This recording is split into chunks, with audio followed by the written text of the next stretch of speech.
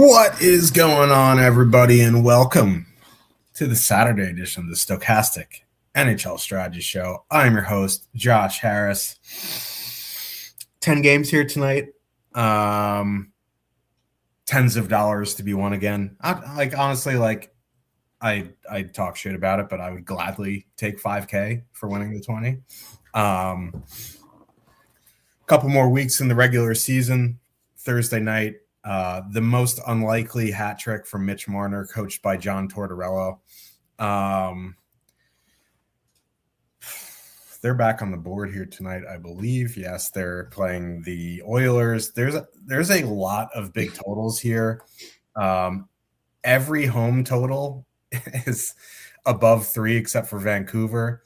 There's some pretty big road totals. There's a lot of important games here tonight, so it's not like there's a couple of like Rangers, Devils, or like Canucks, Blackhawk type games.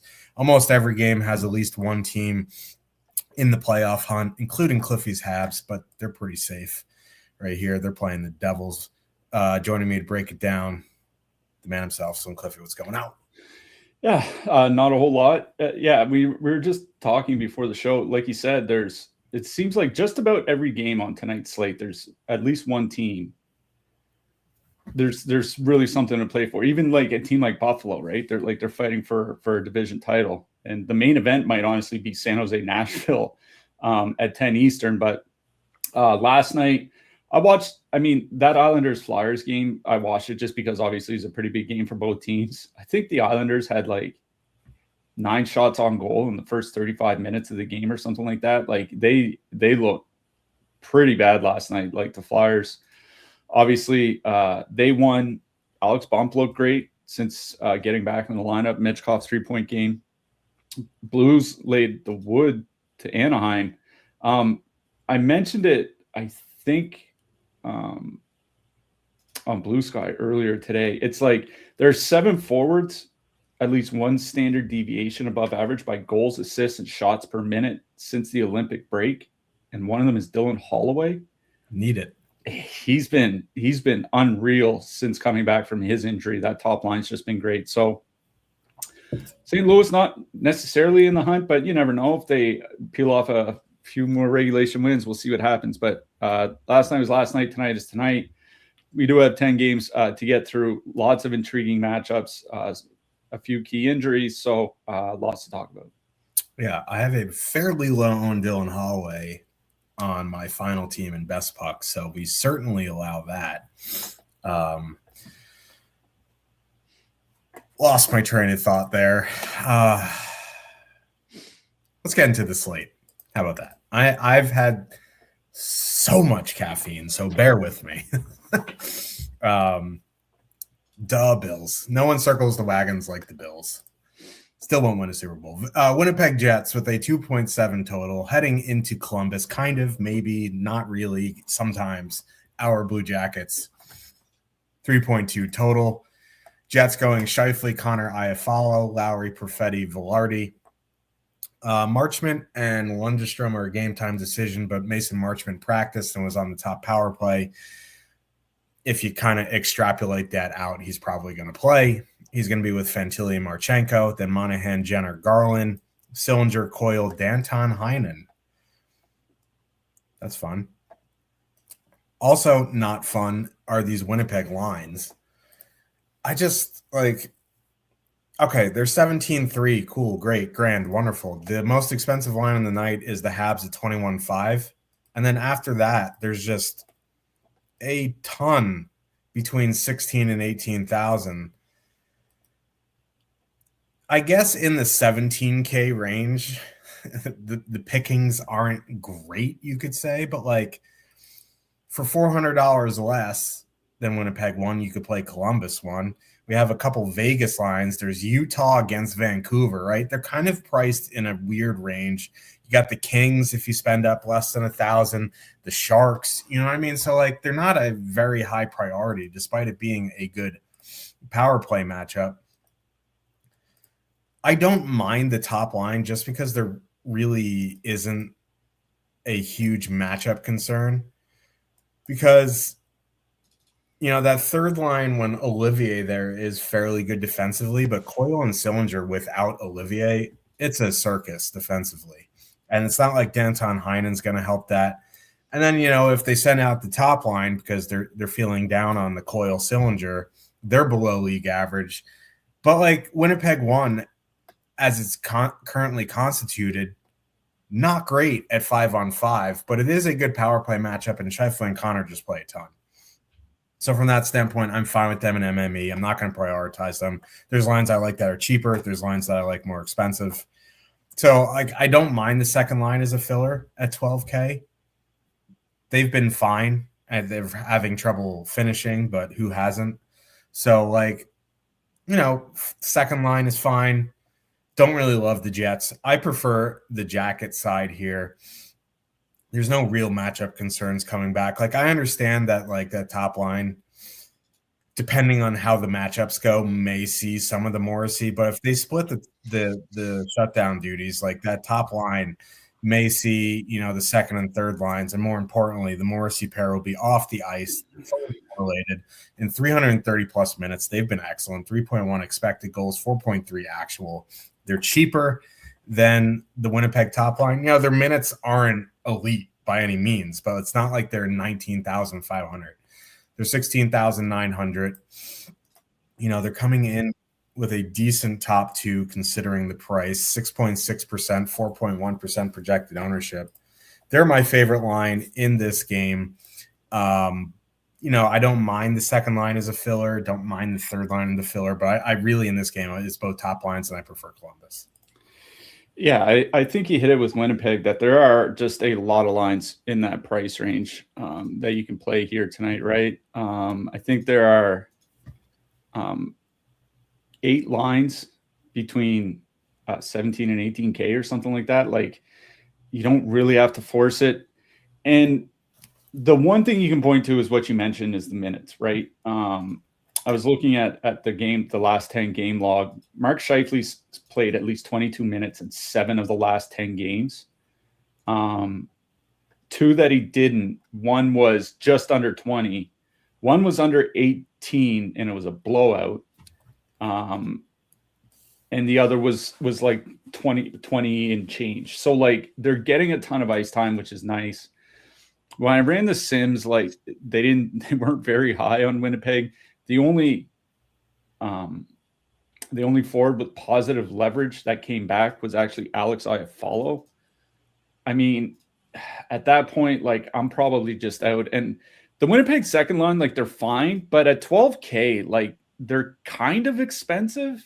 Like, they are a filler. You do get 2 guys on the top power play unit, but if they put up a monster night, I got to think Scheifele and Connor get involved as well, just because, like you mentioned, it's a solid power play matchup for them. The power play has actually been around league average for a top power play unit or above it, with Cole Perfetti, sorry.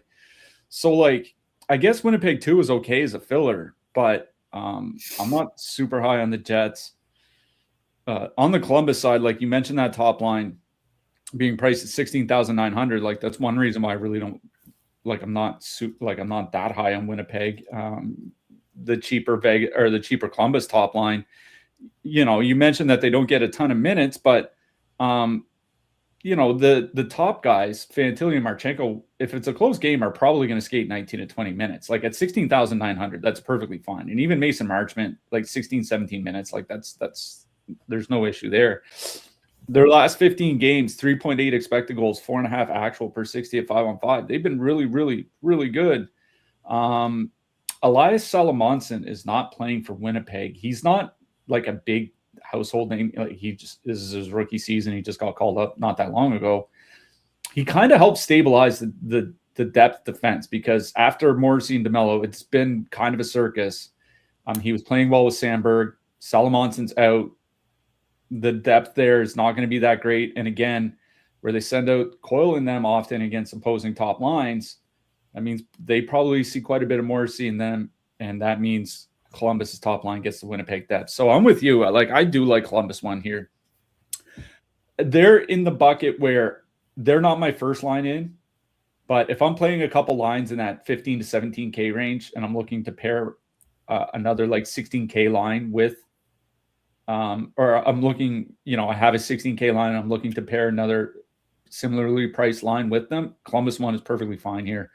I don't have a ton of interest in the Columbus depth. Like you said, the third line's not quite the same without Olivier. The Monahan line just doesn't get a lot of ice time. And Connor Garland, remember he scored 4 goals in the first 2 games with Columbus or something like that? In the 12 games since, he has 1 goal and 15 shots. 15 shots in his last 12 games. Like, he's just not doing a lot. You want to one-off like Monahan, like Jenner or something like that, because he does shoot. I think that's fine. But for me, this is a Columbus 1 game. New York Islanders with a 2.6 total. Heading into Carolina, the Hurricanes have a 3.8.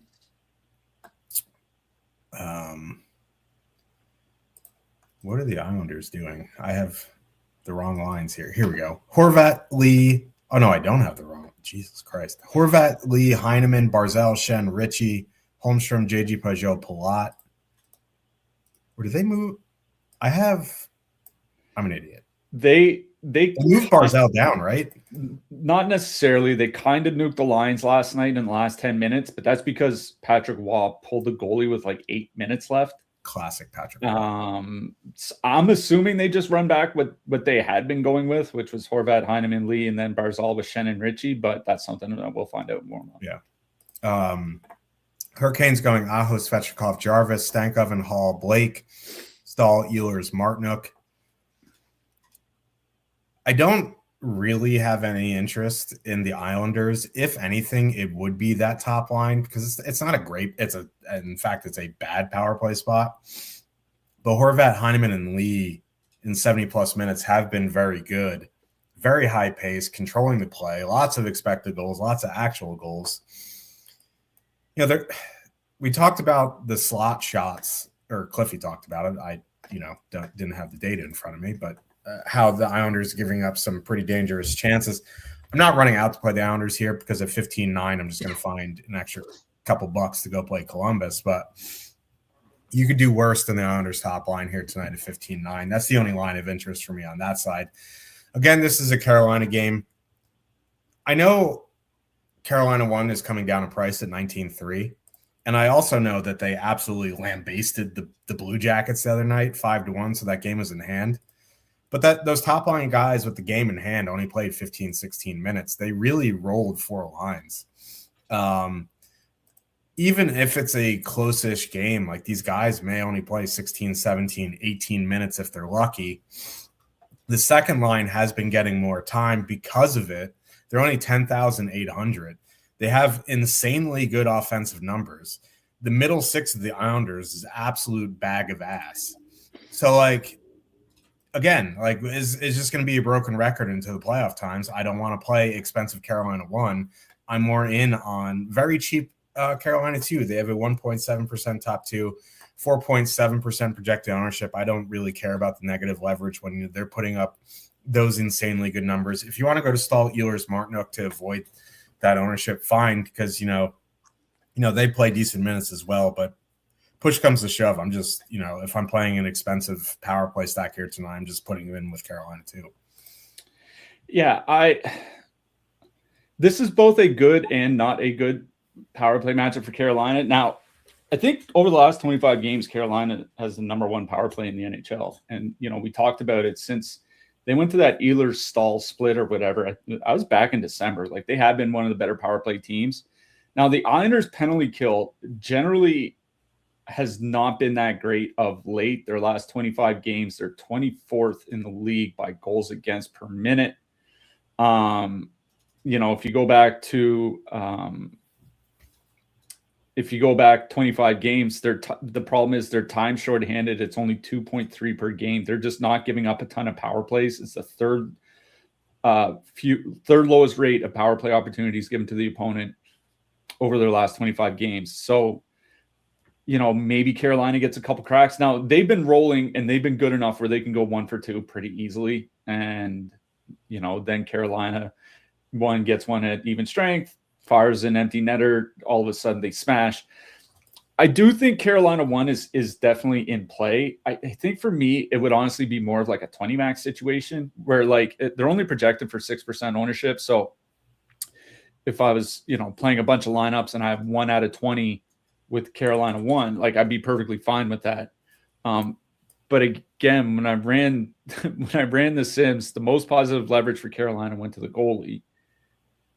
The next 3 guys were all on the second line. It was Logan Stankoven, Jackson Blake, Taylor Hall, all between 2 and 4% positive leverage. Like that's pretty good. And you mentioned how good they've been together. I mean, since the Olympics, 4.4 expected goals, 3.9 actual per 60. And as you mentioned, they're getting more ice time, 15 to 16 minutes a game. And at under 11K, that's perfectly fine. Even Taylor Hall, who's not really like the focal point of that line, like it's Stankoven and Blake that are the goal scorers. Taylor Hall has 20 shots at 7 points in his last 10 games.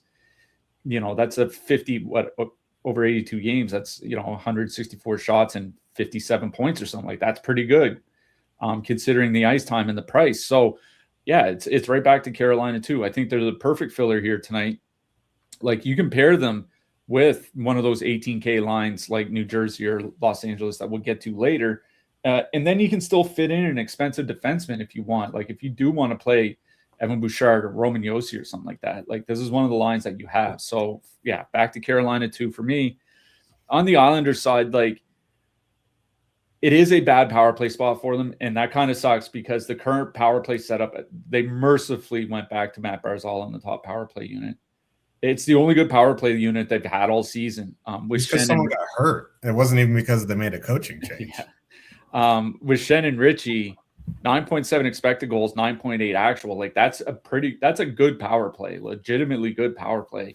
Problem is Carolina is the number 2 penalty kill in the NHL over the last 25 games. Like we've mentioned it over and over since Slavin came back in January. They started improving, and it's just gotten better and better and better as they've gotten more reps. So bad power play spot at 15 and change. Not really for me. It's one of those things, like if you do get to them in some single entry or in some multi-entry stuff, then okay. But even the Sims don't like them. There's nobody from the second line that came out I ran 500 lineups. Nobody outside the top line came back at all. And only the top line came back for their forwards, and they're all negatively leveraged. So, if you want to cheap out and do like a one-off, maybe they get lucky on the power play or something. So you do want a one-off like Callum Ritchie for like 2,800. You need a punt. Like it's fine, but I don't have a lot of interest in the Islanders. Toronto Maple Leafs, great organization, 2.6 total. You see these quotes coming out about Treveling. Just about what he was asking for with Morgan Riley right at the deadline. Just absolute insane stuff. That dude was just like making stuff up as he was going.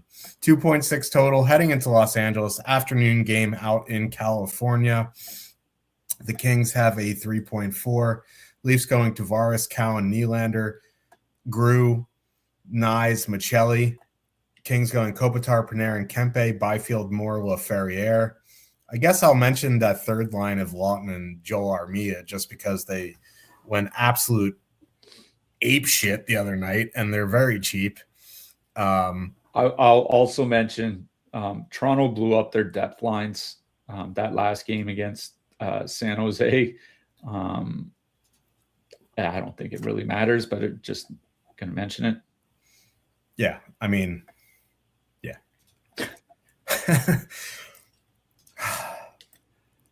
So Toronto 1 is in that range with Winnipeg 1. There's one other line in the 17K range. It is Anaheim 1 at home against the Flames. So like they would be my top choice in the 17K range, but I honestly prefer Toronto 1 over Winnipeg 1 just for this reason. They've played a fair bit together this season. They have been good. Their shooting percentage is a little hot, but they're also fully correlated.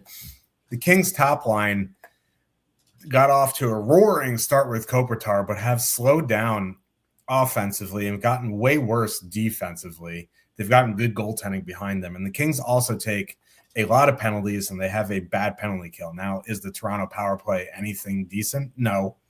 But Kings have one of the worst penalty kills in the league. Like, I'm not advocating to play the Leafs here, but it's 17,400, fully correlated. They're going to play minutes. They're fine for me. I prefer them over Winnipeg. That's the only line. Like, I don't give a crap about the second or third lines. If you want to add Nyes into a stack, cool, great, grand, wonderful. But, like, other than that, like, no. On the Kings side, there's a lot of ownership here on this top line. Where are they? Here they are. 18,200, 16.1% top two, 15% projected ownership. The second line, 6.2% top two, 14.4% projected ownership. Chalk Kings night has never let anyone down. I'm kind of conflicted here because the better offensive line is the second line. The better 5-on-5 matchups go to the second line. But the minutes and the power play go to the top line, and the Leafs have a really bad penalty kill. Not surprising when you look at their roster. Now, I know the Kings, I just said the Kings top line has slowed down by expected goals. They're still scoring 3.5 actual over 222 minutes. They play a ton. I still think that the Kings top line is squarely in play here. There's just so much negative leverage on that Kings second line that, you know, I'd just go play Carolina 2 for 2,200 less. But, like, I'm completely fine with Kings second line, even with the negative leverage, just because the middle six of Toronto, it's an oxymoron. Like, there's nothing there. There's legitimately nothing there. So I prefer Kings 1, but going to Kings 2 here is completely fine. Yeah, I don't dislike Toronto 1 here. And one of the reasons is, like, kind of low key, the Kings haven't been that good defensively since Jim Hiller got fired. Now, I don't think anybody would necessarily argue with the results because, you know, the Kings are at least still firmly in the playoff race. But 16 games since they fired Jim Hiller, the Kings are basically league average defensively by both expected goals against and actual goals against at 5-on-5. And then you mentioned their penalty killing problems. They have not been a good penalty killing team. I mean, basically all season, but their last 25 games, they are one of 4 teams giving up at least 10 goals against per 60 minutes on the penalty kill. The other 3 are Edmonton, Winnipeg, and Seattle. So, like, this is not a good penalty killing team. And for all the faults the Leafs have, their power play has not been great without Austin Matthews, but it's only like a little bit below league average, which, all things considered, against a penalty kill this bad, if you can be anywhere close to league average, you're in a solid matchup. So I don't dislike Toronto here. What worries me is their blue line, right? Like the injury to Oliver Ekman-Larsson. They don't really have guys that can move the puck now other than Morgan Riley, right? Like, they only had a couple, and now they're down to 1, right? And it's basically like, are they on the ice with Morgan Riley or not? I don't mind Toronto 1 here just because, like I said, the Kings have been worse at 5-on-5. They have a bad penalty kill. Toronto's not expensive. They do get minutes. They have been good at 5-on-5, 3.6 expected goals and over 150 minutes together. Nylander, you know, even with Toronto not being that good offensively, he's still a point per game player over his last 10 games. Probably not going to run out to play them in single entry, but certainly, like, they're with like Carolina 1 in the sense, like, if I get one of them or something, or a couple of them in 20 lineups, then I think that's fine. The interest is on the Kings side, but it's the question of what to do with Los Angeles. I'd be almost tempted to do a power play stack here, which sounds kind of weird because I can't remember the last time I'd ever advocated for power play stacking the Los Angeles Kings. It might be like 4 or 5 years ago when the second power play unit was actually like pretty good for some reason. And it was like Jeff Carter might have still been there. Like Toffoli and Tanner Pearson. Yeah, I think it might have been like Trevor Moore's first year or something. Anyways, but the Kings power play, we mentioned it over and over. It's been like legitimately good with Panarin and Brant Clark running things. The Toronto penalty kill, well below average over their last 25 games. The thing is Toronto's been taking a lot of penalties. Fourth most penalized team in the NHL over their last 25 games. So we know how bad they are at 5-on-5. And they're taking a lot of penalties. The Kings top line, they're not super expensive. And if you want to add Alex Laferriere in with him, he's under 5K. So it's not a terribly expensive power play stack. I think that's how I would approach Los Angeles here tonight, is just straight up power play stack them. And when I ran Sims, like Alex Laferriere, not only does he have the most positive leverage of any Kings player, he's one of the highest positive leverage guys on the entire board for the Sims. So if you want to play Kings too, because that does seem to be the line that they're higher on afterwards, I think that's fine. But for me, it might be a power play stack with Los Angeles, just given how good their power play is, how bad the Leafs penalty kill is, and how many penalties the Leafs have been taking. Montreal Canadiens with a 3.3 total heading to New Jersey. The Devils have a 3.1. Montreal going Caulfield, Suzuki, Slavkovsky, Kapanen, Demidov, Newhook, Evans, Bolduc, maybe Josh Anderson, maybe someone else. I don't know.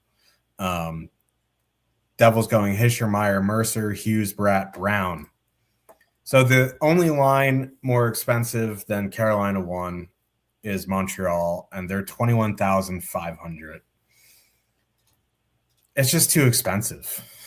I know Caulfield's probably going to have 50 goals this season, but he's 8,100 and he plays 17 minutes. Yeah, Mr. Saturday Night, man. Yeah. I mean, it's definitely an MME play because, they are very efficient. They score 3.8 goals per 60 minutes, fully correlated on the power play. Only line over 19,300. I'd definitely play them in MME if I was making 20 to 150 or whatever the max is tonight. It's really the only line I have of interest. I think, a two-mana Kapanen Demidov is fine. There's no real need for a two-mana Evans Bolduc here tonight.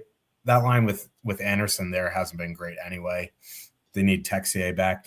Every line can use a Texier on Montreal, I guess. But so a two-mana of Kapanen Demidov is fine.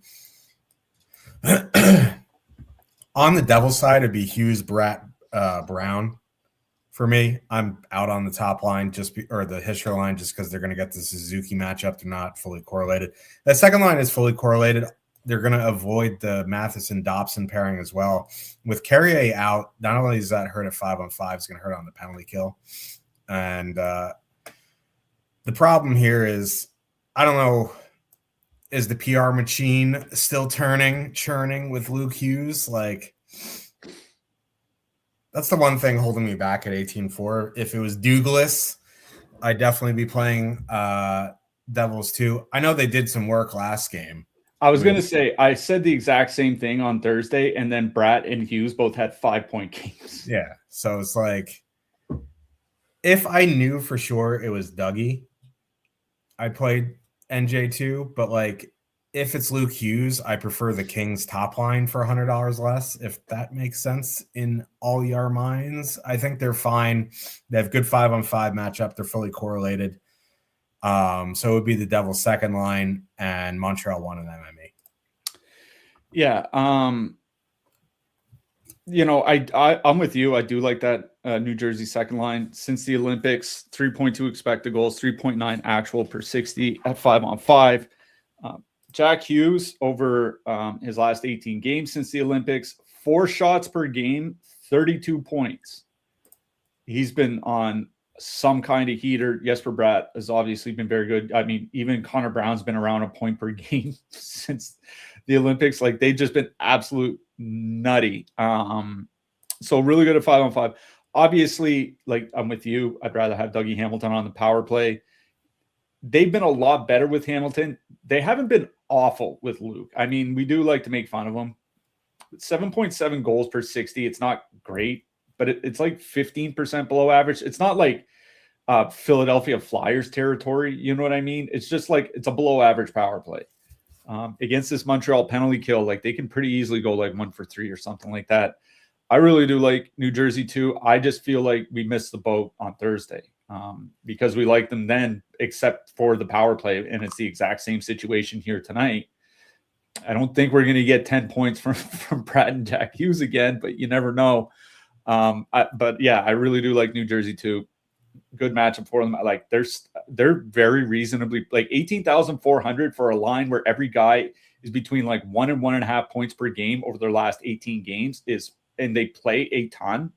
Like even like Jesper Bratt's getting like 18.5 minutes, and then Brown and Hughes are like 20 to 22 minutes. It's kind of crazy. I do like New Jersey too here. On the Montreal side, like I have no issue with the top line. The Devils have actually been using Luke Hughes in a shutdown role with Jonathan Kovacevic. I noticed they are only giving up 1.3 goals against per game since the Olympic break. Obviously, that's very, very low. 2.8 expected goals against. Their goaltending has been fantastic behind them. They do run into that Nico Hischier matchup. They've generally been pretty good defensively. So, you know, I'm kind of with you. Like if you get to them in MME or something, but at 21,500 on the road on a 10-game slate, it's just too expensive. It's not a line that I would play. For me, it's going to the Montreal depth, and you know, maybe one off like Alex Newhook, one off, you know, Ivan Demidov, Oliver Kapanen, same thing at 3K, like one off something like that. But other than that, I'm more interested in the Montreal defensemen than the Montreal forwards. Utah Mammoth 3.8 total heading into Vancouver. Vegas closed their eyes and they landed on 2.7 for the Canucks. Utah going Keller, Schmaltz, Krause, Genther, Cooley, Yamamoto, McBain, Carconi, Peterka. I'm out on Vancouver. I'm pretty sure McBain's hurt. McBain could be hurt, yeah. I don't think they've run a morning skate yet. Yeah. Is kind of the problem. Yeah. Like it's a Vancouver game starting at 7 Eastern, so it's 4:00 in Vancouver. Like they won't have a morning skate. Yeah. I have no interest in Vancouver here tonight. I know Utah takes a ton of penalties, but like the Vancouver power play is atrocious. If you're Jake Harry and you want to, you know, do some wild shit in MME and power play stack the Canucks and ship every penny that they have, go for it. But I'm out on the Canucks. Utah game for me by a mile. Monster total. Top two lines have been insanely good. Not too much negative leverage. I'm probably just power play stacking or Josh stacking. Like the top line plus Cooley and Genther and Sergachev. The second line plus Schmaltz, Keller, Sergachev. Like full on power play stack. You can add in the 6-man if you want. If I had to stack a line, I think either are fine. Like the top line's only 16K. They've been really good in 275 plus minutes, 3.4 expected goals, 4.9 actual. The second line in a smallish sample, I think it's around 60 minutes, 4.1 expected goals, 7.4 actual. That's definitely going to slow down. Not tonight, but it will. So yeah, power play stack for me or Josh stack. Yeah, I just quickly on the Vancouver power play. I did notice like they had been scoring quite a bit since the Olympic break. And then I noticed that the top power play unit shooting 32% since the Olympic break. Like half that would be a good rate for them. So I suspect that they're not going to be one of the best power plays in the NHL for the rest of the season. You know, if you want to play like a Pettersson DeBrus 2-man or something like that, you know, maybe you go back to the fighting Blugers, but there is some positive leverage for Brock Besser and Jake DeBrusk coming in. And I think it's because they're under 4K. And as you mentioned, Utah does take a lot of penalties, 3.1 times shorthanded per game over their last 25 games, third highest rate in the league. I think going back to January 1st, so calendar 2026, Utah is the most penalized team in the NHL. maybe the Vancouver power play keeps running hot. So maybe you want to one-off DeBrusque or Besser or something like that. But like 3-man or 4-man stacking the Canucks, I just can't get there. On the Utah side, a lot of positive leverage on Dylan Guenther, a fair bit of positive leverage on Clayton Keller. That would lead me to the same conclusion you had, which is going to a power play stack. A big reason is one, the Vancouver penalty kill sucks. I mean, bottom 5 in the NHL over the last 25 games. And that's as they've been getting better, because over the last 50 games, they're last in the NHL. So even as they've improved, they're still one of the 5 worst penalty killing teams in the league. And the Utah power play, which has really been kind of not that great for most of the season, 10.6 goals per 60 minutes with Logan Cooley. Who would have thought putting Logan Cooley on the top power play unit would work out? I mean, that's just crazy stuff, right? Anyways, yeah, I'm with you. This is another spot where I do like a power play stack: Schmaltz, Keller, Guenther, Cooley, throw Sergachev on the blue line, and you're on your way. If you want to straight up Josh stack in 6-man Utah, I think that's perfectly fine here. Maybe you want to use Krause, or maybe you want to use somebody from the third line, like Carcone or JJ Peterka or something like that. I have no issue with that. I mean, once you get to the depth from the Canucks, there's just, if you think the top half of the roster is bad, bottom half is kind of shaky. But it is a Utah power play stack I like best in this game. It's just such a good power play spot for them. And I wouldn't really want to stack Utah and not play Keller in this kind of power play matchup, or stack the top line and not play Guenther. You know what I mean? Yeah. Huh. Looking at this next game lines, I saw them this morning, honestly, and I still haven't figured out what they're doing. Buffalo Sabres with a 3.3 total. Heading into Washington, the Caps have a 3.2. Buffalo going Thompson, Doan, Krebs, Norris, Zucker, Tuck, McLeod, Quinn, Benson. Washington going Strome, Ovechkin, Protas, Dubois, McMichael, Wilson, Sordif, Leonard, Beauvillier. I'm not exactly sure what Buffalo's doing here. It is a good power play spot. It's across 3 lines now, unless they took Quinn back off, which I don't think they did, unless I missed it in practice yesterday. No, he's still on the power play. Yeah, so you're going across 3 lines here. That's not ideal.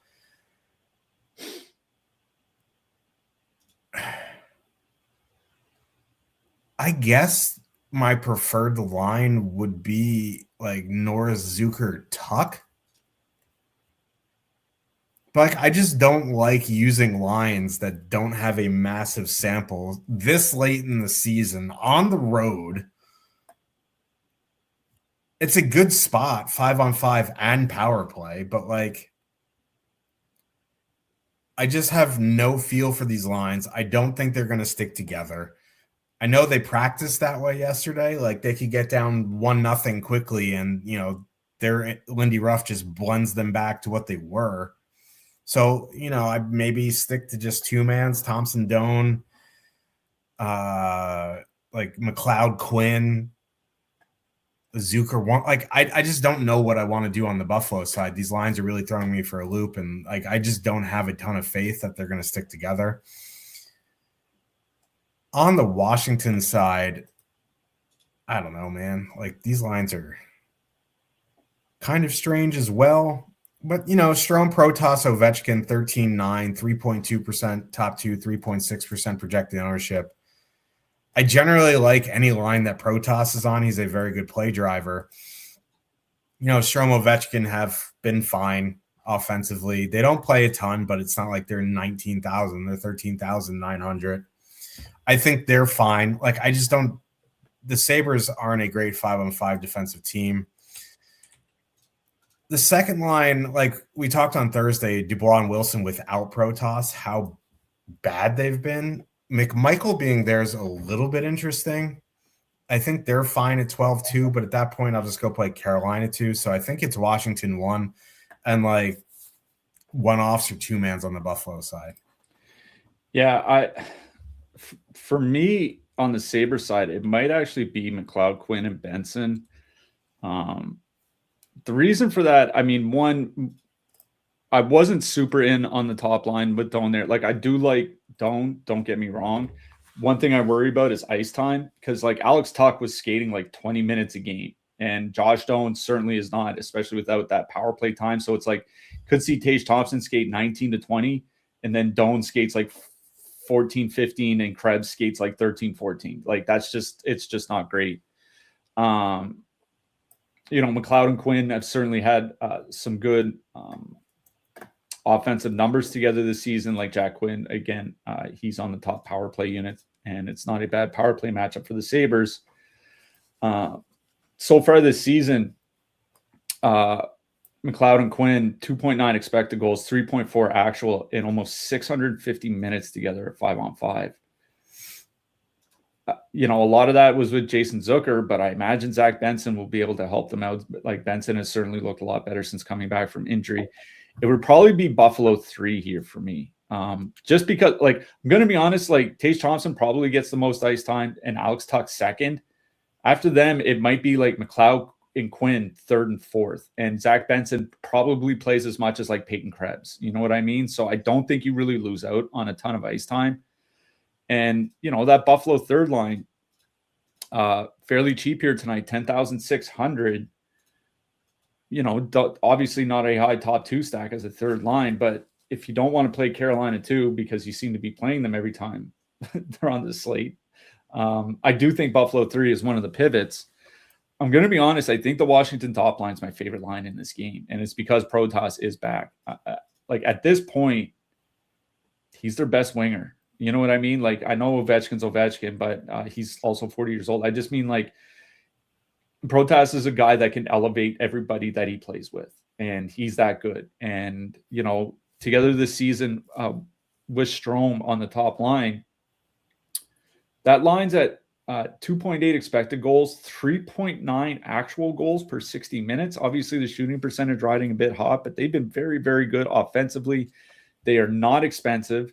So if you're playing one of those 17K lines like Toronto or Winnipeg or Columbus or something like that, and you still want to play an expensive defenseman and you're looking for like a 12, 13K line, I think this Washington top line is absolutely one of them that you can use. So I think Washington 1 is my favorite line in this game, but I don't mind Buffalo 3 as a filler, certainly. Calgary Flames, 3 total. Heading into Anaheim, the Ducks have a 3.5. Ducks going Carlson, Terry, Kreider, Seneca, Granlund, Killorn, Paling, McTavish, VL. Pretty sure. I don't know. Well, I mean, they might change something after they got their brains beat in last night, but we won't know until warm-up. Don't know. I think they did swap around a little bit in that game, but the top line stuck together. Calgary, yay. Backlund, Coleman, Farabee, Frost, Greedon, Coronado. That's good enough. We're going to stop there. We're getting better with that. On the Calgary side, who wants to play some negatively leveraged Flames? I see no one is raising their hands. That is the correct answer. It's a good matchup, though. And it is not, I think Dostal went last night, so it's probably going to be, I forget their backup. Husso, Ville Husso. I don't know, man. Like 11,800 for Backlund, Coleman, Farabee. That's probably the line I would go to. They're not creating a ton. They're actually scoring, which is like backwards normally for that line. I guess you could go to Frost, Coronado, Greedon, but like, again, like they're 11,800, 11,700. They're coming in negatively leveraged. I hate sounding like a broken record, but in single entry, I'm just going to go play Carolina 2. I think if I had to choose one, it would be Backlund, Coleman, Farabee at 11.8, but they're coming in more than double their top 2 stack. And it's the Flames. Like, this team is gutted. They're terrible. They were bad before they gutted the team, and now they're even worse. They do have a 3 total, though, which is something. Like, it's one of the higher road totals on the board. It's just I much prefer the Duck side here, and it's that top line of Carlson, Kreider, Terry at 17,900. They're fully correlated with an 8.5% top two, 6.6% projected ownership. Like, they're coming in lower owned than the Calgary top line. It's a good power play spot because Calgary traded all their penalty killers. That's probably the line I would go to in this game, and they're my favorite line in the 17K range. I know they got absolutely whacked last night, but shit happens. Yeah, right back to Anaheim 1. We'll have to see what the middle six looks like, but, I think a Seneca one-off or, a Granlund, Killorn 2-man is fine, but it's easily the top line. If you want to play Calgary, go for it. It would be the Backlund, Coleman, Farabee line for me, but negatively leveraged Calgary just is nightmare fuel. Yeah, it's one of those things where I know the Flames have negative leverage. It's also not a bad matchup, right? Like, Anaheim is a team that gives up a lot of chances. They do give up goals. They don't have those stalls starting. I mean, not that I'm high-paced. Yeah, not that I'm super excited about playing Calgary, but listen, when I ran Sims earlier, it gave me 8 forwards on the entire slate with at least 6% positive leverage, and 3 of those 8 forwards are Calgary 1, Backlund, Farabee, and Coleman. Listen, I'm not a huge fan of them either, but like I said, it's not like Anaheim's been that great defensively, and, I don't suspect the Calgary power play will get there, but Coleman is on the top power play unit. Anaheim does take a fair number of penalties. It is Husso starting. 11,800, I don't mind them. Like, they do get, Farabee at the low end, like 17 minutes. Coleman and Backlund, like 18 to 20 minutes. It's a lot of ice time in a good matchup. And there is negative leverage, but it's not, we'll get to Seattle later. It's not nearly as bad as like Seattle's negative leverage. You know what I mean? So I don't hate playing Calgary 1 here just because they do get a lot of ice time. They are cheap and it is a good matchup. Again, they're one of those lines, like, if you don't want to play Carolina 2, I think it's one of the lines that you can look to. And I'd honestly probably rather play them than Buffalo 3. The minutes are a big part of it. I know. On the Anaheim side, it is the Anaheim top line. Assuming the Anaheim top line's together, maybe they break them up, maybe not. But Anaheim's lost 4 games in a row now, and it's getting to the point where they can't keep losing games. Like, I don't think they're going to miss playoffs. They're not, like, they're so far ahead of the second wild card that they shouldn't. But it is the difference between being like on the road in Vegas or at home against Edmonton or something like that. You know what I mean? So we'll see what they do at warm up at 17,900 for that top line. The Anaheim top line, 4.2 expected goals, 4 actual since John Carlson got there. It's their last 10 games. They're all playing 18 to 19 minutes. They're all in the top power play unit. Calgary's penalty kill, bottom 10 in the NHL over the last 25 games. That basically covers since Rasmus Anderson got traded. And they're taking a lot of penalties. 3 times shorthanded per game over the last 25. They're in a huge mess of teams all around 3.1, which is worse than league average. And over their last 25 games, Calgary Flames are giving up the most power play goals against per game in the NHL. I really do like Anaheim 1 here. I would rather play them than Toronto or Winnipeg. They're right in the mix for me with the Columbus top line in that price range. So Anaheim 1 certainly in play for me. I think Calgary 1 is honestly fine, even though there's some negative leverage. Vegas Golden Knights, they 3.2 total. Heading into Edmonton, the Oilers have a 3.3. The Fighting Tortorellas are going Eichel, Howden, Dorofeyev, Marner, Barbashev, Stone, Hurdle, Riley Smith, Colton Sissons. Oilers going McDavid, Podkolzin, Savoie, Nugent Hopkins, Roslovic. Hyman's a game-time decision, and it sounds like he's trending towards being out. I think he's out tonight. Yeah, I don't know who moves up. They said he's had some sort of lingering issue, and they're giving him a rest. Yeah, Daddy Daddy Jack, I think it was Jack Rozovic took the power play role last game. Yeah, Daddy's checkbook is the lingering issue probably, but so like I'll just start on the Edmonton side because with Hyman out, it's really just the top line for me, and it's just not a great matchup. Like I know Eichel and Stone aren't together, and that defensive matchup sucks, but like the one thing Tortorella does, no matter where he is grind games to a halt. And, you know, Howden and Dorofeyev have played a couple minutes together without Eichel. I think it's with either Marner or Hurdle or something. They're pretty good defensively. Eichel's a pretty defensively sound center. So I don't love Edmonton one here. I'd rather play, you know, the Kings, I think, or the Devils second line, just because like it's a bad penalty kill. It's a bad power play matchup from the sense that Vegas doesn't take a lot of penalties. They're missing Draisaitl and Hyman on the power play. Savoie has been good, and he was a highly touted prospect for Buffalo.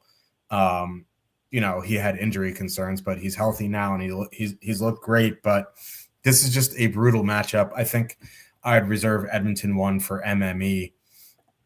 On the Vegas side, shooting on either Yari or Ingram is good for Vegas. It's a good power play spot. I like the top line here at 18-3 just because, you know, from a power play standpoint, when Mark Stone is on the ice on the power play, whether he's healthy or not, is Jack Eichel and Pavel Dorofeyev. Now, you could do what you want with Rangers legend Brett Howden. He's 2,700. That line's 18,300. Mitch Marner's coming off a hat trick. I think you can add, you know, either Hurdle, Marner, or Stone instead of Howden. If you do the most expensive option, it becomes 22,200. There are a ton of cheap lines you can fit that with. With Hurdle, the cheapest option, it becomes 20,800 for a fully correlated line. I probably would add Mitch Marner, but I'm fine with leaving Howden there just because, you know, he is so cheap. He plays decent-ish minutes for the price. So I'd probably just go Vegas one here. Yeah. I was looking for reasons not to play Edmonton. Hyman being out, certainly one of them. The other is, again, when I ran Sims, the most negatively leveraged, which means in the top 300 lineups that I have, the guy that is in the top 300 lineups the least often compared to all the lineups, the most negative leverage, Evan Bouchard, second most Connor McDavid, third most Jack Eichel, fifth most Pavel Dorofeyev. Sims really don't like this game. Now, you can look at it one of two ways. Might be some lower ownership than we expect here. And the flip side of it is that it's just a bad play. For me, I'm out on Edmonton. You know, Jack Rozovic probably gets top power play time. I think he's 3,100. If you want to one-off Jack Rozovic or something like that, hope he knocks a goal like that. Okay. I'm not full stacking anything from the Oilers side. Like, their power play has just not been good without Leon Draisaitl. Now they're missing Zach Hyman. The top line hasn't even, like, they've been controlling the play, but they're at 2.5 goals per 60 at 5-on-5. Like, they haven't even been scoring. If you want to one-off Savoie, because you have like a little under 5K for one roster spot, like whatever, but I'm not stacking the Oilers here. The Vegas side is a bit more interesting, but again, the Sims weren't in on the Eichel Dorofeyev line. I can't really argue with that. I was looking at Vegas too. Stone and Marner have played nearly 200 minutes together this season without Eichel or Dorofeyev on the line. They're at 3.2 expected goals, 4.8 actual at 5-on-5, and they're going to miss that Ekholm Bouchard pairing. And once you get to Darnell Nurse and Jake Wallman and them, like that's, and you know, especially with no Draisaitl, like those are pretty good 5-on-5 matchups. Like, I don't love the idea of playing Vegas too, because it feels like the New Jersey problem all over again. Like, we're chasing Mitch Marner's game on Thursday night. But Vegas too at 16,800 at 1% ownership against the Edmonton Oilers. In this economy? Yeah, exactly. I mean, in that price range, I would probably rather still play Columbus, but I think Vegas 2 is firmly in the mix. I don't like leaving Eichel off of a power play stack, but at 1% ownership against the depth from the Oilers, I think Vegas 2 is easily my favorite stack in this game. Going to be honest, this is another game where I might be looking at the defensemen more than the forwards. We have come to the tire fire of the evening. Chicago Blackhawks with a 2.7 total heading into Seattle. The Kraken have a 3.3. Blackhawks going Bedard, Green, Lardis, Frondell, Bertuzzi, Mikheyev, Nazar, Burakovsky, Donato. Should mention Lardis got hurt in the game on Thursday. I haven't seen an update on him, but Teravainen was moved up to the top line. That might actually be okay if he does. Seattle, Beniers, McCann, Eberle, Stevenson, McMahon, Kakko. We're just gonna straight up stop there. We'll have to see what the update looks like on Chicago 1.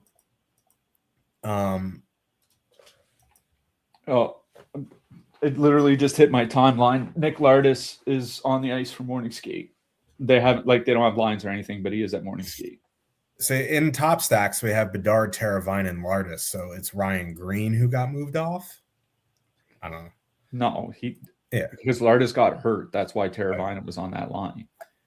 Yeah. So, I mean, here's the thing. Like, Bedard, Lardis, Green, that line is atrocious. Both ends of the ice. You know who else is atrocious? The Stevenson line. But it's just like, I'm not going to play that line against Stevenson. Like, listen to these numbers. Like, they've played 3 games together, so it's a small sample, but let's relax here. 34 shots per 60, 35% shot share, 1.3 expected goals for, 1.8 actual. That wouldn't even be a top line in the ECHL. The one thing I will say is the Stevenson line is god-awful defensively in any iteration until they buy out that contract. This is a good power play spot for Chicago. Their power play honestly isn't awful. I think like then you're getting into the 15s. If you go to Frondell, Bertuzzi, you leave off Mikheyev and go Bedard. Go like Bedard, Frondell, Bertuzzi. And then you're looking at like 15,200. I've had worse ideas. I've probably had worse ones on this show. Like, I much prefer Chicago 2, Frondell, Bertuzzi, Mikheyev. They just look decent. They don't look great. They look decent. And there really isn't any matchup concerns. I think Bedard's in a really good 5-on-5 spot. His line mates blow, but it's a good power play spot, and you can just add him over Mikheyev for a 15K, whatever, for Chicago. I think it's fine. I'm not doing it in single entry. I do it in MME. Seattle is another dumpster fire here because the top line is 12K, 4.3% top 2, 12.3% projected ownership. That's just wild scenes. That top line has been very good, though, and they are fully correlated. Chicago had a good penalty kill, and then they traded their penalty killers. Do I want to play a line that's basically 3x their top 2? Not particularly, but this is a really good matchup for them. They wouldn't be the first line I put in. I'm not going to be like, Seattle one night, baby. Let's load in that 12K line and build around them. But like, if you get a low-owned 18K line in, you're like, you know what? I'm cool with some Seattle Kraken chalk. I'm fine with throwing in Seattle 1 here just because we've seen this line at times when they're fully rolling be like close to 16K. They play decent minutes. I hate the ownership. Don't get me wrong. I hate it, but it's a great 5-on-5 spot. It's a very good power play spot. That's the only line I would give a damn on Seattle. Again, the ownership sucks, and I certainly would not play them with a highly owned top line. But if you're doing some contrarian, more expensive line, you want to throw them in there, fine. Honestly, it's still my favorite line in the game, but I think, a Chicago Blackhawks power play stack could be decent here tonight. Really? Listen, this game sucks, but like if I was making 20 lineups, I'd probably make some sort of Chicago power play stack. Interesting. This is why I play single entry. I'll start on the Seattle side. Like that top line has been good this year, even since the Olympic break. 2.8 expected goals, 3.6 actual, shooting 11%. McCann plays 16 to 17 minutes, but the other guys will be up around 19, 20. They did boot Beniers from the top power play last game. They put Bobby McMahon in a spot. I don't know if that holds.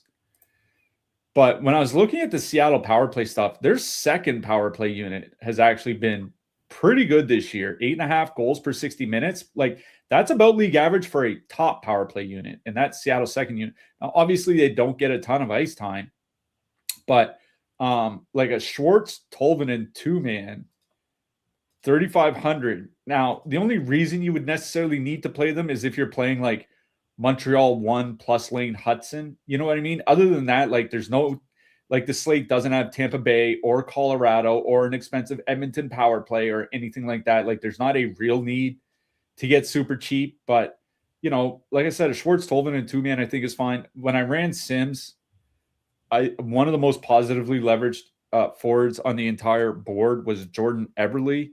And then Jeremy McCann and Matty Beniers were both between 4 and 6% positive leverage. So the Sims do love Seattle 1 here. I can tell you flat out, I'm not playing a Seattle line at 3x when they're top 2, or when their ownership is 3x their top 2. Like I'm just not doing it. People want to play Seattle 1. I imagine we're going to wake up tomorrow morning and got to get this win is going to show a 5K screenshot because he played Seattle 1 plus a couple defensemen or something. Congrats to him on his bank tonight. I'm not playing the top line from Seattle. For me, it would be like a Schwartz, Tolvanen, 2-man. If I need a cheap punt, a one-off Tolvanen, something like that. On the Chicago side, it's like, holy hell. Connor Bedard this year, without Andre Burakovsky on his line, 52 shot attempts for, 77 against per 60 minutes. I don't know if adding Teuvo Teravainen and Nick Lardis is going to help. I feel pretty confident saying it won't. Like, I'm going to be honest. I think I'm kind of in on that second line. For me, like, I don't care about the Chicago power play. The only good iteration that they had was with Artem Lipshunov. With a 5-forward power play now, I don't know how that's going to work out. For me, it like the only thing I like from the Chicago side is a Frondell Bertuzzi 2-man. Tyler Bertuzzi, I think he has 31 goals this year. We were talking before the show. He's one of 25 forwards with at least 20 even strength goals on the season. Quietly been really, really good. Frondell's getting 17, 18 minutes. You know what I mean? Those two guys are on the power play in case they do score. So for me, it's a Frondell Bertuzzi 2-man or a Tolvanen Schwartz 2-man. I really wish this game was at 4:00 Eastern. Yeah, and it just got worse because the goalies confirmed are Soderblom and Grubauer. I read something the other day. I think Arvid Soderblom, he's faced, I think it's more, he has more games with 40 shots against than any other goalie this season, and he's only made like 20 starts. Congrats to got to get this win. Nashville. It's gonna be Seattle 1 plus Chandler Stevenson just to tilt me off a cliff. Nashville Predators with a 3.1 total heading into San Jose. The Sharks have a 3.3. Nashville going O'Reilly, Stamkos, Zachary Leroux, Wood, Forsberg, Marchessault. Sharks going Celebrini, Smith, Chernishoff, Wenberg, Eklund, Sherwood, Misa, Toffoli, Groff. This is a good game. The Nashville lines suck, but it's a good game. On the Nashville side, it's probably like, I guess the top line's kind of playable at 13-8 just because you get 2 of the 3 on the top power play. The Macklin Celebrini line they're just never good defensively. But like guys like that just generally aren't. But I wish it was anyone but Zach, or maybe Marchessault, maybe Yost too. Basically, I'm just saying put Evangelista back up there, and I would much rather play them. I don't mind them at 13-8. I think a Forsberg one-off is definitely in play here. He's having a great season. There's no matchup concerns. I just wish there was a line that was fully correlated because it's a great power play spot. I guess you could make it O'Reilly, Stamkos, Forsberg, but then you're getting into like 18, almost 19K there for, you know what I mean? So like, I'm fine with Nashville one, a Forsberg one off, something like that. The Shark side, it's the top line of Celebrini, Smith, Chernyshov.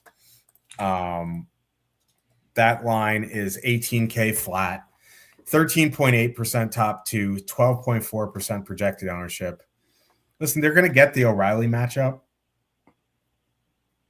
I don't know, man. Yeah, because they've been sending out Wenberg, right? Yeah, they've been using Wenberg against top comp quite a bit, which is wild because that line's atrocious defensively. But I guess they're all atrocious defensively. But if Celebrini is going to get that Wood, Marchessault, Forsberg matchup, I mean, I'm not all in. I can only go all in because I make one lineup. But at 18K even, Macklin Celebrini's best offensive numbers this year with Chernyshov and Will Smith, obviously. It's not an elite power play spot by any means, but their power play with Orlov is very good. It is that top line for me.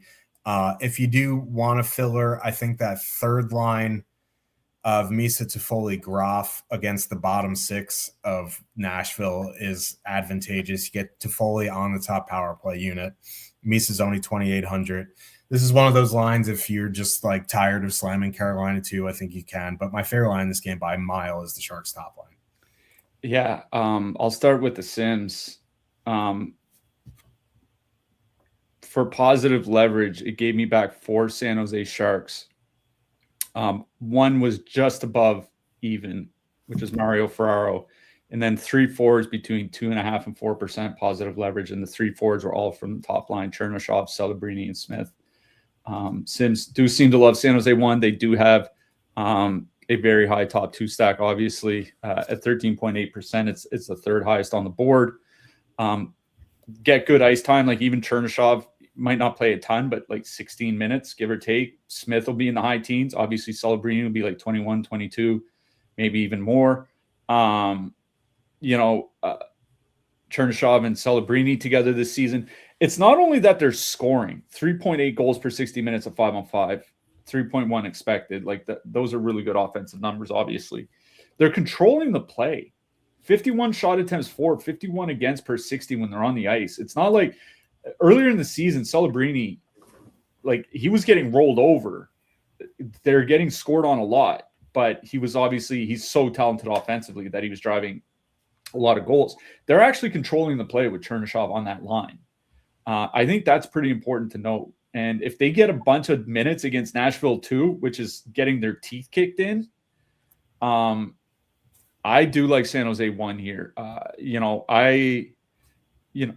They are going to be fairly chalky. As a 3-man line, I would rather play them than the Kings. I would rather play the Kings power play stack than a San Jose power play stack. But I think San Jose one, obviously, very firmly in play here. I'm not in so much on the depth from the Sharks. I think if you want a one-off Toffoli or Wenberg for power play, I think that's okay. Like William Eklund, I think that's fine. But I'm not stacking anything from the depth. If I'm stacking anything from San Jose, it's the Celebrini line. On the Nashville side, like the second line, Jonathan Marchessault, man. He's great contract, great agent. Terrible. I mean, did what he was supposed to do. I think like a Forsberg one-off is perfectly fine here. I don't have a ton of interest in Nashville, honestly. Nobody's really projecting that well. Ryan O'Reilly only has 17 shots in his last 10 games. Obviously, they've been really good with Zachary there, but it has been a small sample. Regardless, I'm not super worried about the matchups coming back from San Jose. Nashville power play honestly hasn't been that great with Marchessault. Shocker. Whatever. For me, it is Nashville 1 as a stack. Like if I'm 3-man stacking anything from Nashville, it would be the top line. But I'm going to be honest, from the Nashville side, it'd be like a one-off for 2,700 just because he's on the top line. If you want a one-off Stamkos, he's in the mid-5s. I think that's fine. One-off Forsberg obviously is okay, but I don't think I'm stacking anything from Nashville. If I stack anything in this game, it's the San Jose top line. Let's talk about defensemen here. In the top range, we have 2 guys, 8K and up. It's Werenski and Bouchard. Then we have Yossi, Schaefer, Dahlin, Carlson of the John variety. Chychrun. I mean, listen, the Bouchard being 8K is kind of crazy, especially without Hyman. It's a bad power play spot as it is. If I'm spending up, it's 100% for Zach Werenski. Not even close there. After that, I think Yossi is good at 7K. It's a good matchup for him. I was a little surprised to see John Carlson 6,200, and then I saw his ice time. I know he played 21 minutes last night because the Ducks got lambasted, but before that, he was playing like 26 and change. So I honestly don't mind him. Jacob Chychrun, I think at 6K is fine. So I'd probably go Werenski 1, Yossi 2, Carlson 3. I'm always interested in Schaefer. I know it's a terrible power play spot, but he plays half the game. So I'm not saying I'm going to one-off him, but like if I was doing something with the Islanders, I'd make sure to include him in the stack. Yeah. Again, no surprise whenever he's on the board. Zach Werenski, the number 1 projection. But John Carlson has the highest point per $1,000 projection of any defenseman over 4K here tonight, and he's 6,200.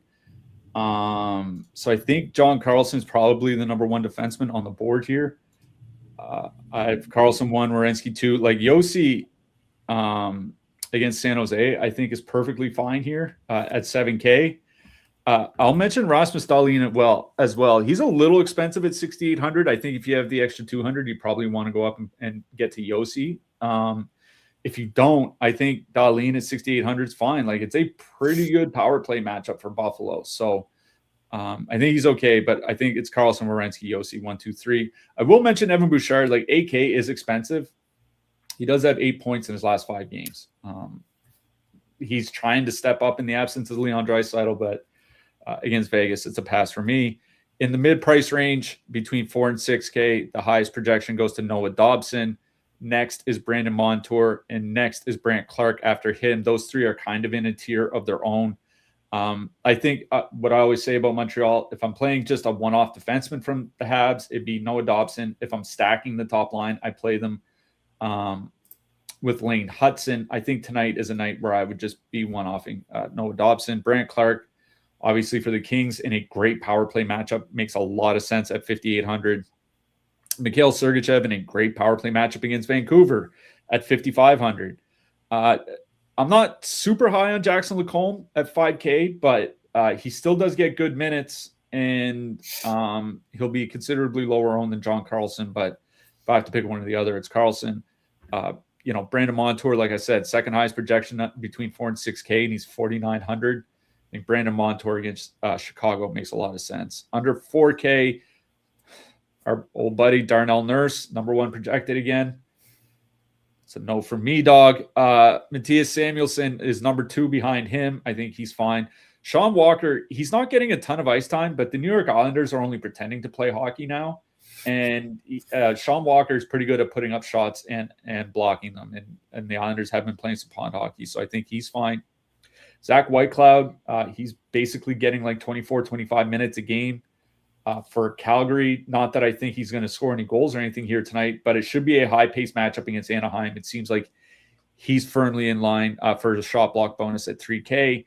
And Louis Crevier getting some decent minutes, projecting reasonably well for Chicago. Under 3K, Adam Larson, Oli Mata, Simon Nemec are my top 3. And I'll mention Joel Edmondson. Not that I particularly love Joel Edmondson. It's the Toronto Maple Leafs. At 2,600, I think it's more than fine to play old Joel Edmondson here tonight if you need a punt. Can't block 3 shots if the Leafs never gain the zone, though.